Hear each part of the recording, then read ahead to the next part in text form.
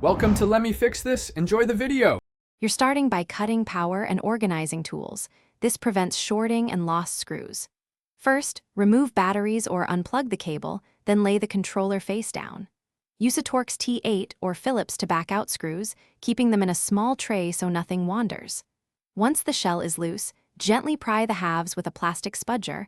Avoid metal to protect clips. Make sure to note ribbon cable orientation before separating halves. That saves time when reassembling.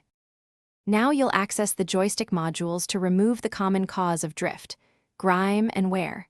Unplug battery ribbon and any flex cables to expose the analog pots, then visually inspect for debris, broken plastic cams, or shifted springs.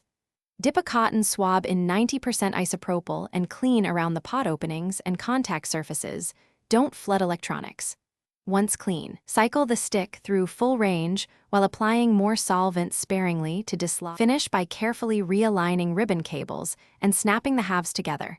Tighten screws evenly so the shell seats without warping. Reinsert batteries or reconnect cable, then plug into your console or PC and run the controller calibration or dead zone tool. Move sticks through full travel and set a small dead zone if needed. If drift still shows after cleaning, replace the joystick module or inspect solder joints on the board. Those fixes address worn potentiometers and poor electrical contact. One troubleshooting tip: test with another controller.